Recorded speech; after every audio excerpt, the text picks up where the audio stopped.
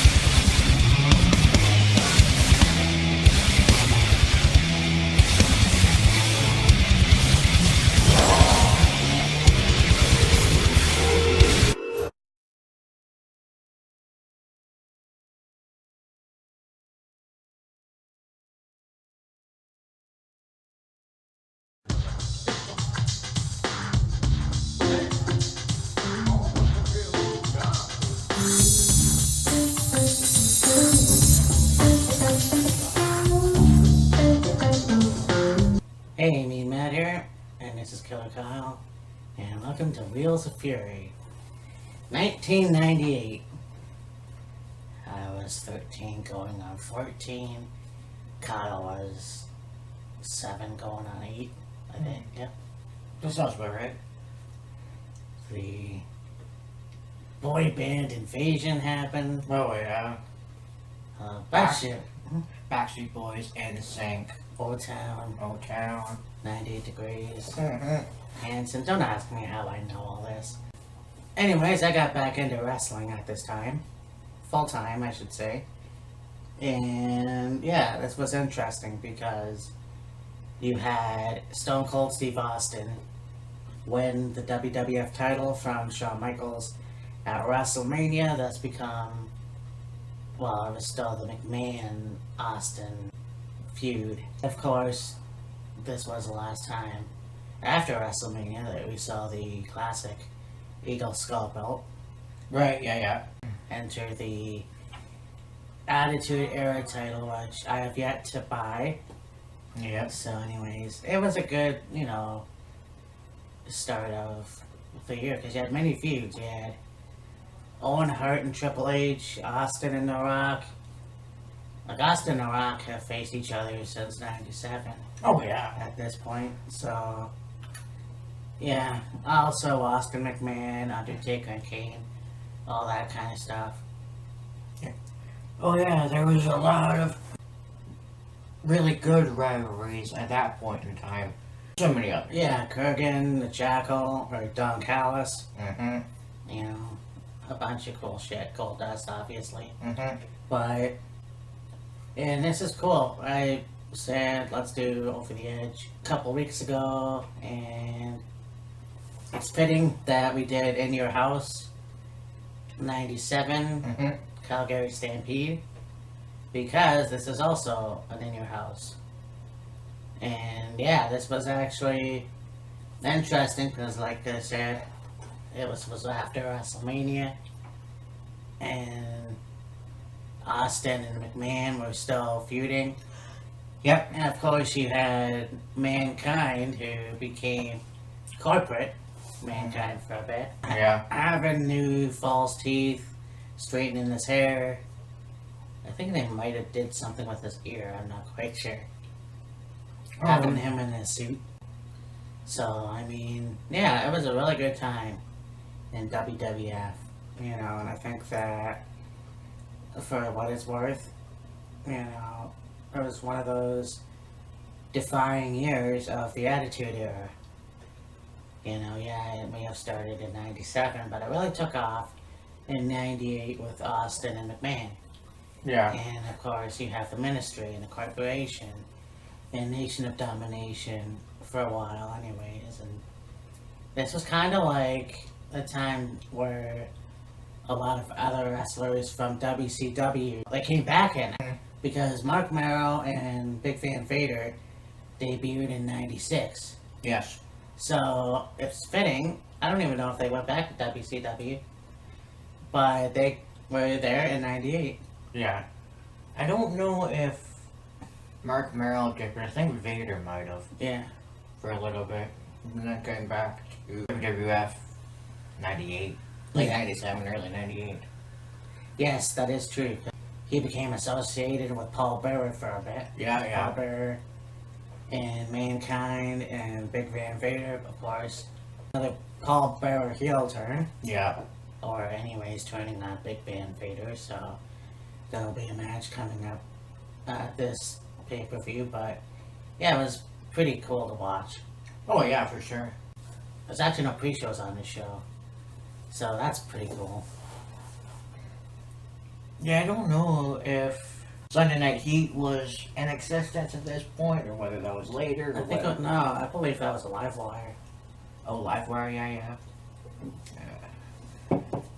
Anyways, start things off. We got a tag team match with LOD 2000, Hawk and Animal, with Droz and Sunny, against the DOA, Disciples of Apocalypse, 8 Ball and Skull with Chains. I believe that Brian Adams was a part of this faction as well. I think so. I'm not sure. I think it was later. Because Skull and 8 Ball were Ron and Don Harris. Yeah. Chains was somebody else, and then I think Brian Adams was another character. Anyways, This was an interesting, stiff match, I'd like to say. yeah. The Disciples of Apocalypse were these guys that kind of emulated a motorcycle gang, if you will. There was only really like 4 members. There was Skull, 8 Ball, Chains, and there was another guy. I can't remember. Maybe it was Brian Adams or whatever. Yeah. And then, of course, you got LOD. Now, yeah, this was kind of a train wreck for Mike because they delve into his alcoholism and did this weird storyline and all that other shit. Of course, you got Droz, who, you know, unfortunately had an accident a year or so later. And then Sunny, who, well, we all know what happened to her. So, yeah, this was a good match. Of course, you know, the big moves, obviously. And like I said, a very stiff match. Mm-hmm. They both beat the shit right out of each other. Oh, yeah. Of course, LOD won. Mm-hmm. Of course, at that time it was LOD 2000, which, okay, I'm not sure what that was a reference of. I'm not sure either, because it was 95 or 96. They left for a little bit, Yeah. and then they came back 98. Yeah, WrestleMania, they came back, and I just remember, what a rush, and I'm like, oh cool, the fucking Legion Unit Doom are back. Of course, out comes Sunny, and here are these 2 guys with biker helmets on, and they still got the Legion of Doom spike pads. They still had the traditional spiked shoulder pads, but they were wearing like these goalie hockey helmets and calling themselves LOD 2000, even though it was 2 years before the 2000s, and they were on a pretty good tear, but it just, the wheels fell off the wagon a short time later. And they even had Hawk and Animal feud with each other and have matches with each other, and then they eventually just... Well, I remember just watching it and going, what are they doing? I get it, you know, they like to toy with people's real life, but this was just like, why? Yeah. But anyhow. And I remember it was usually like Vince or Patterson or one of like the head creative of WWE went up to like Hawk or both of them and was like, we want to do a storyline about your addictions and, you know, have you stumbling around the ring and doing all these crazy antics and all this other stuff, and Hawk was all for it. Yeah, sure, why not? Let's do it. Of course, Animal was apprehensive about it. Yeah. Man, this is. Are you sure you really want to, open old wounds and all this other stuff? And I think Hawk finally talked Animal into it or whatever, and they went through with it. And there was one moment that distinctly stands out in my mind, or might yours. It was Monday Night Raw. This was later in 98, closer to 99, and you got Hawk in street clothes, no face paint, on top of the Titantron, and of course you got Animal and Draws and a bunch of others trying to talk him down. He's threatening to jump, and they're like, "No, don't do it, it's not worth it, and come on down and we'll talk," and all this other stuff. And then you see Hawk fall backwards off the top of the Titantron, and they're like, "Oh my god," and go rushing backstage and all this other stuff. Like, as much as it was a storyline, that's the scary truth about drug addiction or any kind of addiction. Sometimes you get to a point where you just feel like ending your life is the only answer, even though it isn't. No. If you don't do drugs, don't do drugs. Except weed. So anyways, what's the next match? We got Jeff Jarrett with Tennessee Lee against the Lethal Weapon, Steve Blackman. Oh, wow. Yeah. Yeah, that's the thing. Steve Blackman was one of those guys at that time, well, a few of them anyways, that never really held a championship except for maybe the hardcore title. Yeah. If he held anything else, I have no idea. Or can't remember at least. But he's just another, gimmick guy that actually was a great martial artist. And he's doing something else, actually. But I saw something on TV with him a while ago. I think when Blackman left WWF, he became a bounty hunter. That's that. Yeah, that's it. Yeah. That's gotta be fucking scary seeing some guy coming at you with nunchucks. Hey! Yeah, this was interesting too. I mean, again, you have Blackman who knew his shit, but of course you got Jeff Jarrett who was the veteran at the time, and yeah, basically this match went to Jeff Jarrett courtesy of Tennessee Lee. Yeah. So I mean, you obviously knew that was gonna happen, Now, it was before this or after this. I think it was before this. But Tennessee Lee spent some time in WCW as Colonel Robert Parker. Yes, that's right. And of course he manages Jeff Jarrett, goes by the name Tennessee Lee, and yeah. The interesting thing about it is Steve Blackman, had all the martial arts moves and the nunchucks and various other weapons at his disposal, and he was a fairly good performer and could somewhat wrestle, but his career was one of those careers that never really got off the ground. No, and like I said, that's unfortunate. He's one of the few guys that should have went somewhere. Oh, I know.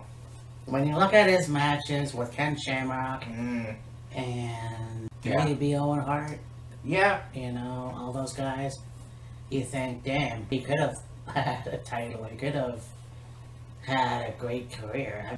Like, he did have that one partnership with Al Snow. Yes. And that storyline and everything. Yeah. And I just thought about this a while ago. They should have Steve Blackman and Lance Storm in a serious contest. Yeah, really. Who could be more serious?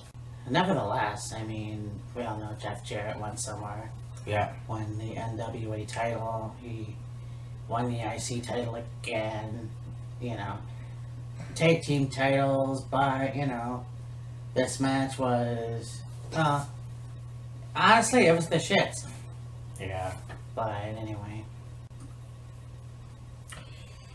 Next we go on to a match with the Marvelous One, Mark Merrill, against Sable. yeah, you know, like we just talked about earlier, the real life bullshit thing. Mm-hmm. And yeah, Mark Merrow, who came in as Johnny B. Bad in WCW, came to WWE. He had the Wild Man Mark Merrow gimmick. Yep. Actually, Sable's theme was Mark His. Merrow's theme, yes. And then, of course, it changed when Mark Merrow came in again as the, I guess, mixed martial artist or gimmick or whatever. You know, if Matt Riddle wants to complain about somebody having a martial arts gimmick who wasn't a mixed martial artist, they should go fucking taco Mark Merrow, not Goldberg. I believe the gimmick Mark Merrill had at this point was in regards to pro boxing. Boxing. Foul! Okay. Because he had the robe and he had the trunk, hands taped up, and he had the boots and Yeah, everything. for sure. Now, they said that Mark Merrill did have a boxing background. How much truth there is to that, Yeah. I'm not sure. But, You know, you look at Mark Merrow's career, right, and he became a motivational speaker after that. And there was one story that he told that just broke me down about his mother and his drug addiction and all that kind of stuff. And yeah, if you feel up to it, watch it. That was very upsetting. But yeah, Mark Merrow definitely played the biggest fucking jerk there was. oh, he did it with the best of them. Like covering up Sable in a potato sack, or trying to cover her up when she had those white bra thingies on her tits. The handprints? Handprints, Yeah. Foul! So this match, you know, it was the basic, I'm gonna lay down and you're gonna pin me and I can prove to you that you're one of the best female wrestlers. So, you know, they both come into the ring, and this was actually a match where if he won, then she would have to leave. And so he said, oh, no, I'm gonna have you pin me and whatever. So they get into the ring and he lays on the mat. She goes to cover, and I don't even know if the ref counted to 2. He rolls up, does the pin, and he wins the match. He's the biggest asshole at that time. You know? Oh, yeah. Man. But there's another guy I wish would come back and have another go at it in either WWE or TNA. I can't really see him in AEW. No. Although with his profession, you could say now, being a motivational speaker, Yeah. I don't think he'd be interested in an in-ring return. Yeah. I mean, if he eventually decided, like, hey, I want to teach young kids about the wrestling business and help them with their personal lives and all that other stuff, he probably would do it. But for right now, he's just kind of down the motivational speaking path, and yeah. So next we go on to a handicap match with Kai and Tai. The teaming of Dick Togo, Men's Touch, and Shofunaki with Yamaguchi-san against Justin Bradshaw and Takamichinoku. Yeah. Now, this was before Funaki and Takamichinoku were partners and called Kai and Tai. The guy, everybody I just mentioned, basically. Yeah, for sure. I mean, and you look at Bradshaw and it's like, holy shit. The size difference between Oh yeah, the size difference those between three him and men. the size difference between him and Taka Michinoku and him and Funaki and the rest of them. Yeah. You know, he's 6'6", the rest of them are 5'3" maybe. Yeah, for sure. 5'3", 5'5", whatever it is. Well, nonetheless, you had the martial arts in there, of course. You had Bradshaw. I don't even think I saw. Well, he must have done a clothesline from hell. Yeah. But yeah, this was a pretty good match too. Evidently went to Kai and Tai. Mm-hmm. So I mean, later on you would have Taka Michinoku become the light heavyweight champion, Mm-hmm. and then join Kai and Tai.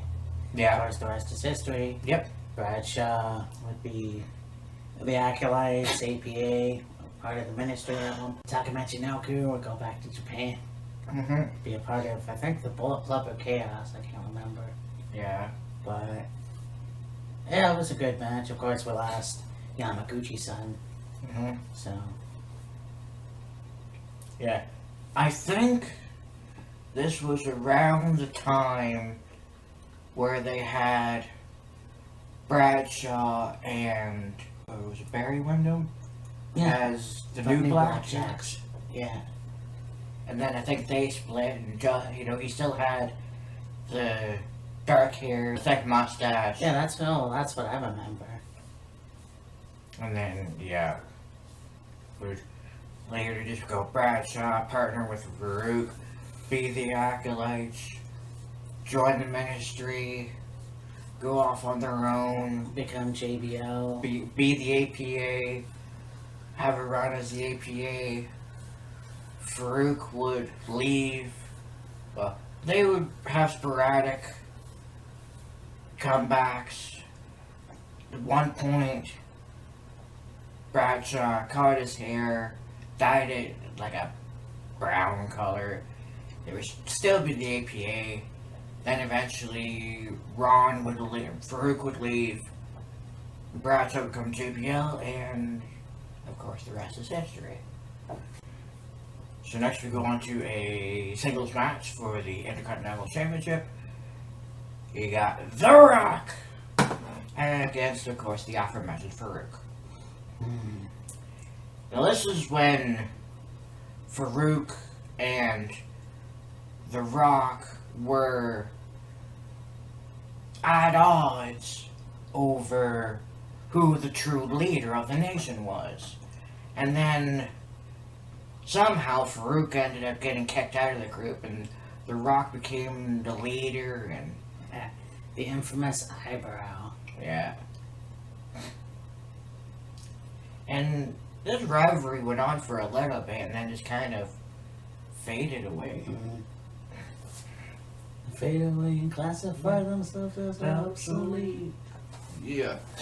You know, I was watching a long time ago JBL's Legends, and fucking Ron Simmons was on there. Mm-hmm. And in my opinion, spewed a lot of bullshit. A lot of bullshit. Oh, I'm happy with my career. I'm happy. I have no regrets. Well, you know something? This guy was a legend in the WCW. Came out of football, go to WCW for wrestling. Win the WCW Championship. Become the first black WCW champion. And what happened? Well, we're gonna bring him on to WWF. We're gonna put a blue helmet on him. We're gonna call him, I don't know what the fuck they called him, I can't remember. Oh yeah, then we're gonna have him called Ferg. He's gonna be the Nation of Domination. We're gonna have him kicked out, and then he's gonna feud with The Rock. The Rock is the WWF Intercontinental Championship. Many wrestling matches for the Intercontinental Championship. And do you think maybe once they would have given Ron Simmons the Intercontinental Championship? No. You have to have The Rock win every fucking time. Why? Because he was the fucking Rock. And yeah, I get it. He was the young guy. He was the young guy, and Ron Simmons was the guy who was the fucking legend at the time. But you know something? He could have had the title. He could have had a singles title. Yeah, it was the WWF Tag Team Championship. Big fucking whoop. He could have had a singles title. There was no reason why he couldn't have had the Intercontinental Championship. Yeah, I know he wouldn't have had the WWF Championship, but at least give him the fucking Intercontinental Championship at least once. That would have not fucking hurt, but no, we have to have The Rock beat him every fucking time. And it really pisses me off, because here's a guy that worked his ass off, and he didn't get nowhere that way. He could have been something like a champion, but hey, whatever. Hey, you know, if you're happy with it, whatever. I mean, come back to WWE and all you have to go is, damn! And that's it. There is your money! Why? Why are you proud of that?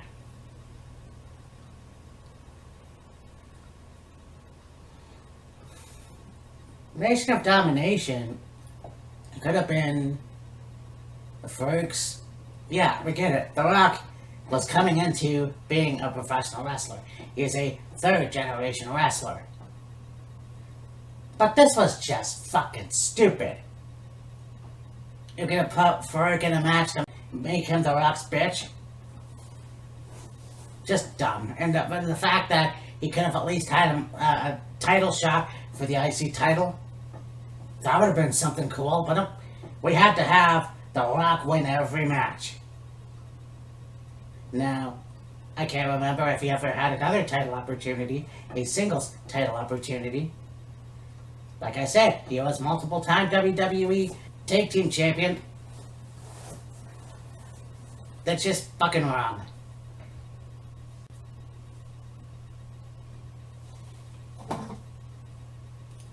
Do you think maybe Ron Simmons knew at some point he was on his way out and going to retire and was okay putting the young talent over? I mean, shit, yeah, he lost to The Rock, but it helped elevate Rock to the next level. And then when he was partnered with Bradshaw, Bradshaw's career was rocky at best. He had the Just Rock Bradshaw gimmick, and he had the Justin Bradshaw character with new blackjacks and on his own, and then Ferg and Bradshaw are partnered together, the APA. Yeah, they had a good run together and tag team champions and all this other stuff, and you know, backstage segments of The Office with just the door and knocking, all this other stuff, but and smoking cigars, drinking beer, playing cards, that whole 9 yards, pretty funny. Yeah, and then when it came time to it, Farouk went off into the sunset. Bradshaw became JBL, excelled to the top, became WWE champion. Just one of the few wrestlers I wish would have done more. And I get it, he was the old guy, but the fact of the matter is, he could have at least done a little bit more. But they didn't have him do that. And he thinks, and I know deep down in his heart of hearts, he's pissed off about, or not pissed off, I don't even know. He knows that he could have had a little bit more. Yeah, you know what? He was pissed off at not capturing the Intercontinental Championship. Because there's no way that I would have had The Rock go over many times in a match than anything. Maybe Farouk was okay not being the Intercontinental Champion. Maybe he didn't want to be Intercontinental Champion. Well, I mean, here's the old saying, if you're not in a company to become champion, then why are you there? I mean, I get it. But first black guy to become WCW champion, and that's great. And you can't take that away from him. But here's a guy that could have at least held the IC title once. And, you know, let's look at Tony Atlas for a second. Now, he comes in, he's got the Simba thing, or whatever, you know. I don't even know, Mufasa. I can't remember, but he's got that thing going for him. And yeah, it was also embarrassing, I'm sure. But he got to come back and manage Mark Henry. Yeah. That was cool. Could have had Ron Simmons do something like that. That would have been something. But no, we just have to get a say one word. You know, no, we can't just have him do a fucking interview on national TV. He's just gotta appear when there's mischief and say one fucking word. And then get off the camera. To me, that would have pissed me the fuck off.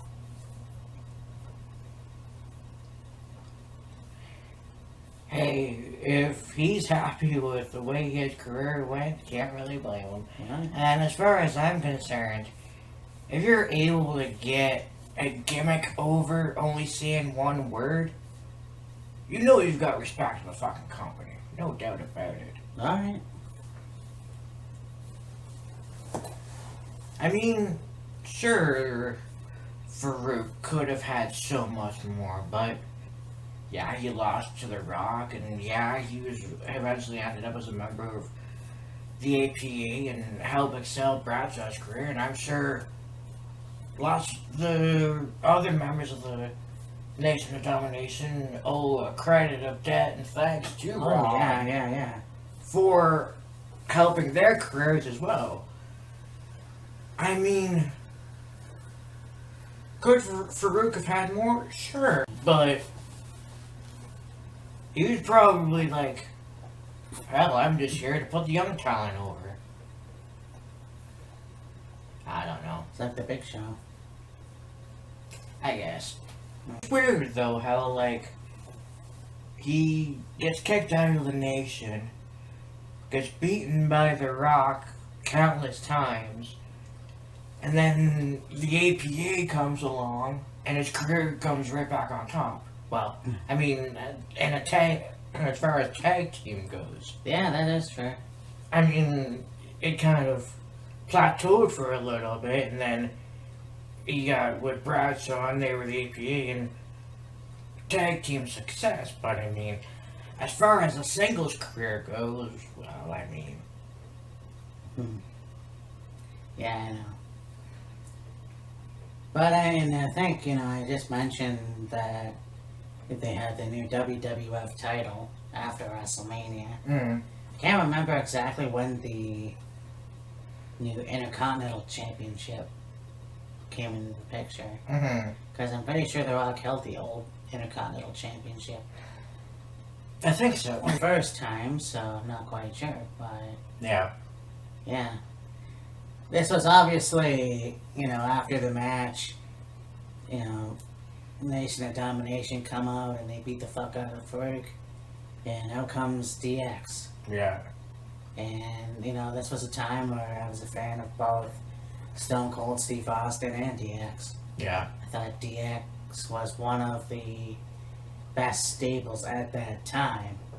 And even though, at the Hall of Fame, they were shells of themselves, so to speak. Yeah. It was still cool to see them. It's still cool to see Oh yeah. D-Generation X come out to the stage every once in a while. Yeah. Yeah. Just one of those. It's almost like, seeing an old band that hasn't performed in for fucking ever. It's cool to see DX come out. Yeah, I know they're over 40, like 40 to 50-ish, but they still have that attitude about them. Oh yeah. And for five guys that have been friends probably for the better part of at least 20 years, It's like, when they get together and perform, so to speak, they have so much fun. oh yeah, and you can see it. I mean, the glasses with the eyebrows and the big nose, and the other glasses with like the cross eyes, and the water pistol. Yeah, that was kind of funny too. All that other Like I stuff. said in a video we did a long time ago. When you're a kid, you don't understand certain gestures and certain innuendos, and You have the squirt gun, the milk inside, emulating that it's a cum-filled penis. I think they did it at the Hall of Fame, but they implemented it. Oh, they had Billy Gunn with a fairly good-sized water gun. And they're all gathered around, like, oh my god, look at the size of that thing. It's huge. Be careful where you point that thing. And, he turns around to the camera and he pulls the trigger and there's a little trickle of water coming out. It's okay, pal, you know at our age, that kind of thing. That kind of thing sounds. Yeah. Yeah.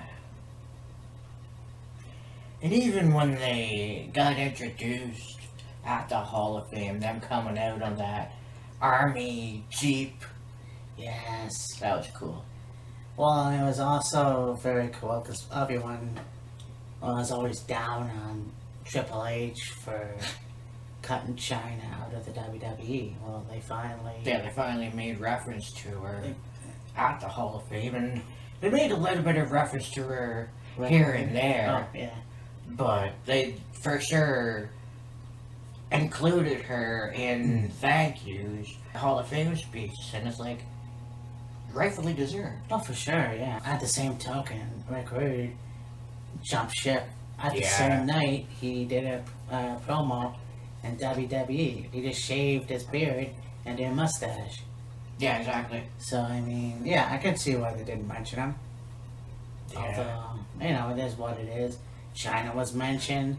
China's sister was in the crowd. Yeah. Korea. So, I think that it was awesome. Yeah. And I mean, for it having been so long since China did anything with the WWE, and I'm sure there was a lot of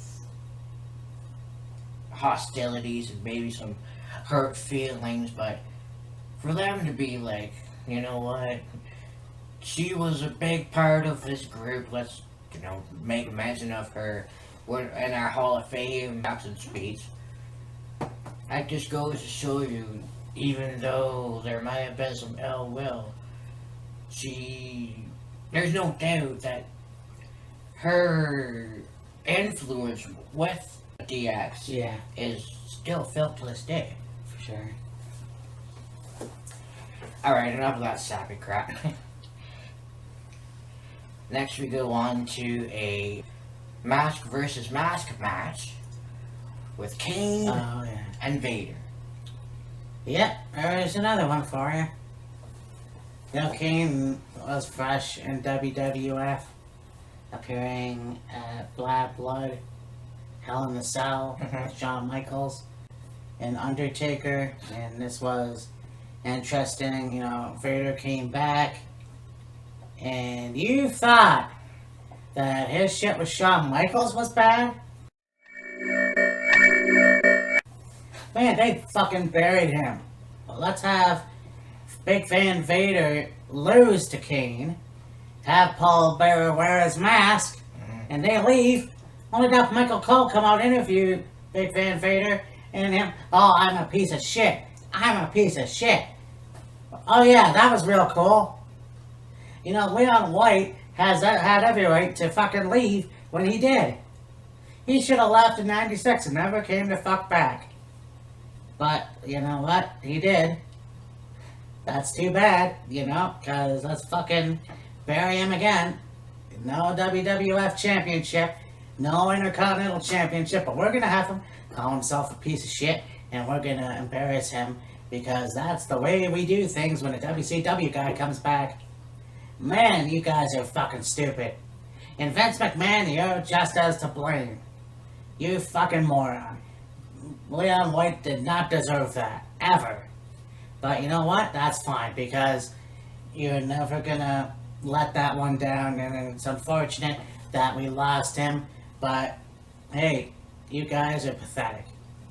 And I just, it's beyond words at why, and I keep saying this, I'm still a fan of WWF because they fuck people over that they think are unfit to be in their company.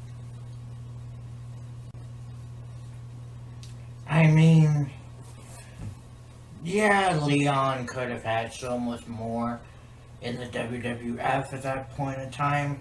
But it just seemed to be that, like, anytime he had matches, except for maybe tag titles, he was basically the rough, rugged, big man that could take an ass whooping. Oh yeah.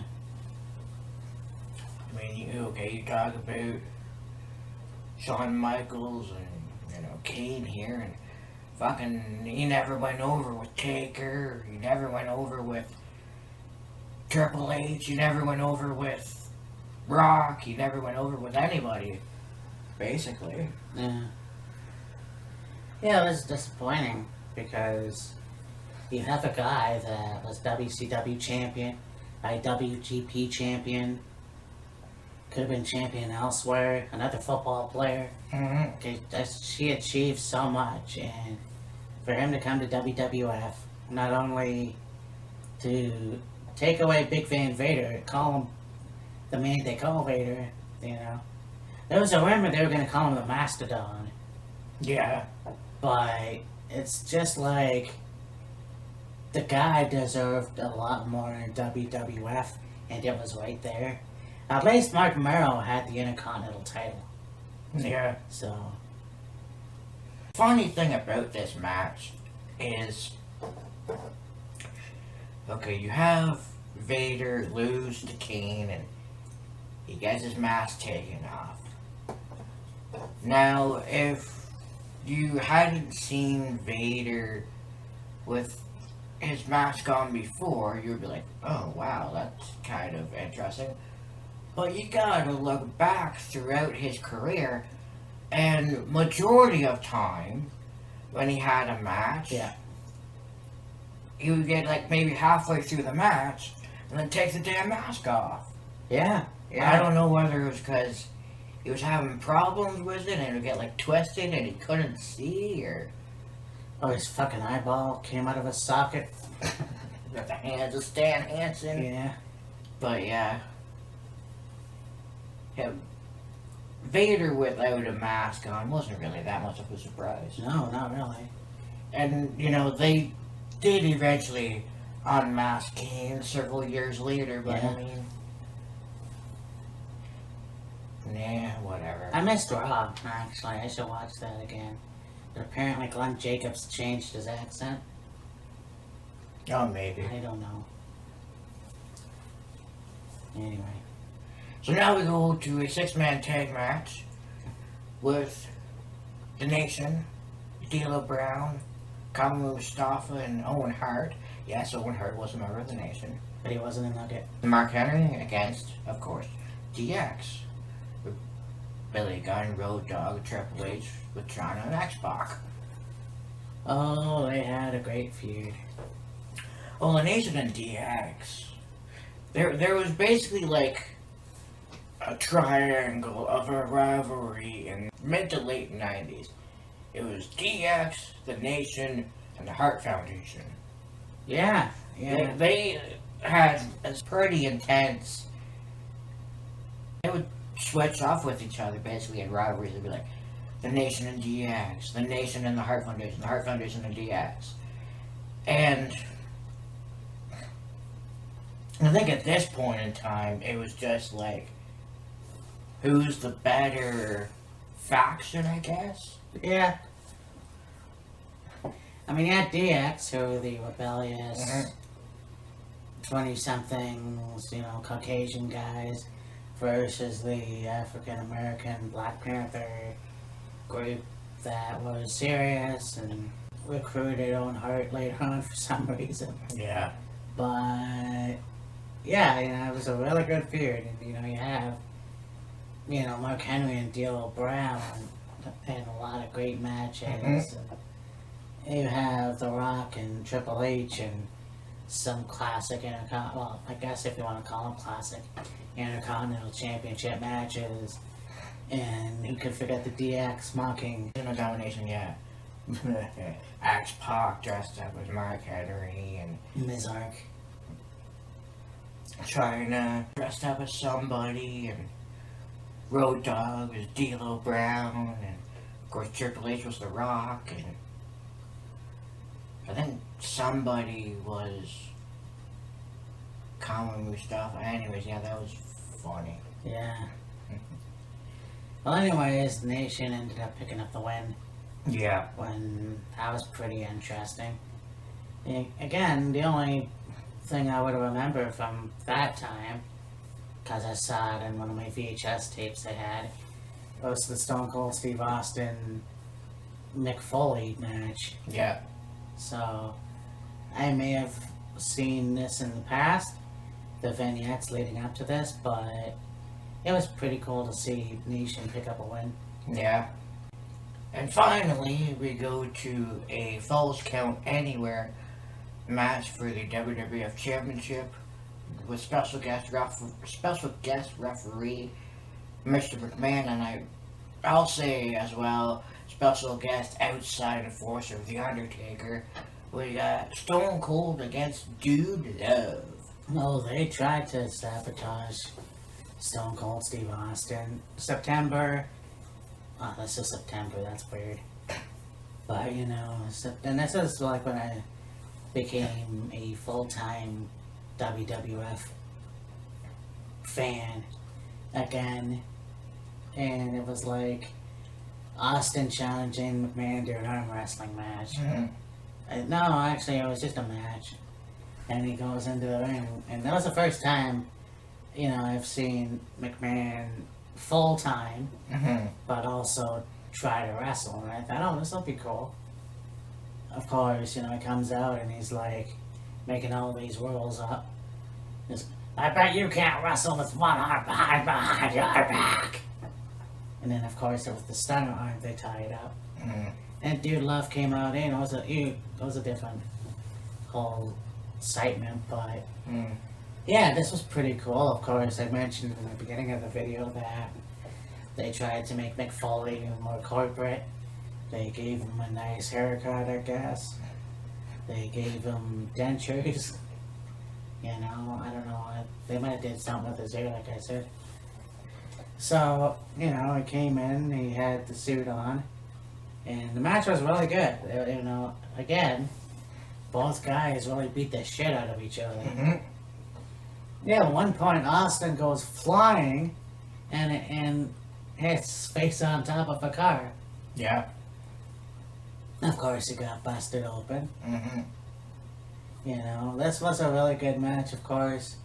The sabotage happens, you know. The Stooges tried to take care of Austin. The referee, well, McMahon gets knocked out. Then, I think it's Mike Chioda comes in, tries to do a count, then Pat Patterson pulls him out. Gets back in, Joe Briscoe pulls him out. Then The Undertaker. Wipes out both of them. Yeah. Pushes them both to a table. Yeah. Then, of course, Austin stuns Mick Foley, and Vince is down, so Austin picks up his hand, which I thought was the funniest shit I've ever seen. Yeah. Drags over McMahon and is like, 1, 2, 3, and of course, the Undertaker made sure the bell rang, and Austin's got the championship and walks off, and like, well, yeah. Yeah, that was funny. And there was another match that they had where I think, yeah, I'm not sure what happened. McMahon picked up Austin, and yeah, Mick Foley had a chair, and then Austin ducked, and Mick Foley hit McMahon with a chair. I can't remember which pay-per-view that was. Nah. But that was probably before then. But yeah, this was pretty cool, you know. This was in Milwaukee. And the setup was great too. Like, I miss those, and I think that's one of the things missing in WWE now is the fact that all the pay-per-views, and we said this millions of times, all the pay-per-views are the same setup. You know, yeah, basically. I think for the Royal Rumble, it was great last year and this year. So it's too bad, but that's just the way it is right now. I mean, we finally got Pyro back. But with AEW, they're going to try to hopefully better themselves and not compete. But yeah, this was a really good show. Oh yeah, for sure. And with like Austin getting the win the way he did, and Undertaker's involvement, it only helped to fuel the rivalry between Austin and Vince that much more. You look at SummerSlam '98, you've got Undertaker versus Austin, Highway to Hell. That was a good show. You have the whole thing, my whole grade 9. I mentioned that before in previous videos. My whole grade 9 experience was half the school were wrestling fans. It was either you're a Rock fan or you're a Stone Cold fan. Of course, I was a Stone Cold fan. So it was like very cool to see the feud like carry out to Backlash or whatever. You know, Austin winning the title at WrestleMania. And then, of course, the whole thing with the Smoking Skull title and everything else. But, I mean, and to have Undertaker and Kane and, I mean, that was very cool. And I think '98 was one of the best in the Attitude Era. Like, you had the whole thing in '97 with Bret Hart and the Canada versus America thing. Yeah. That was, meh. It was interesting, but not as interesting as 1998. Yeah, for sure. So, next week, I'm not sure what we're going to do. Yeah. What do you think? Well, I mean, there's so many more old school WWF we can cover. There's so many more old school WCW we can cover. There's so many more old school anything we can cover. Well, Maybe we can cover even Ring of Honor, maybe. Well, I'm just looking at this now. And this was, of course, here you've got the American Wolves versus Roderick Strong, and I'm not quite sure who that guy is. Yeah, I'm not sure either. Well, let's see. Maybe we'll see on the back. Brent Albright. Oh yeah, okay. Yeah, so this looks fairly good. So next week is going to be Ring of Honor 2009, and I'm not quite sure what to do after that. Yeah, I was able to watch a little bit of NXT from this week. Yeah. And I think what they did was like they had the first hour on the USA Network. Oh. And then the second hour I think was on the WWE Network. Anyways, they had made mention of throughout the Monday and Tuesday for their debut on network cable, if you will, or network television. There's going to be a match between Roderick Strong and Velveteen Dream for the North American Championship. Yeah, oh, I heard that. And would you believe it, Roderick Strong ended up winning. So now all the members of Undisputed Era have all the gold. NXT Championship, North American Championship, and the tag titles. And they said 2019 would be the year of the Undisputed Era, and they would have all the gold, and it took quite a bit to get there, but... Yeah, Ring of Honor alumni, baby. Oh yeah, all of them. And maybe next week or at some point soon we'll have the green screen out. Oh yeah, so we got a green screen. I'm not quite sure how it works.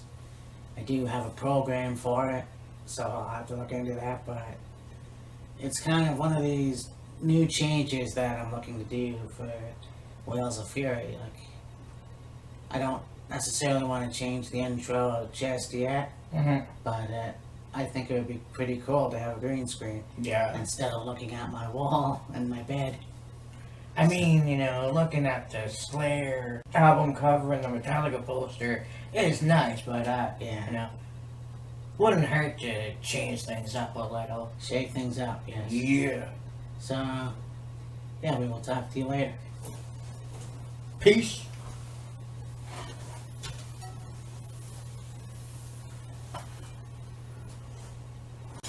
Bye.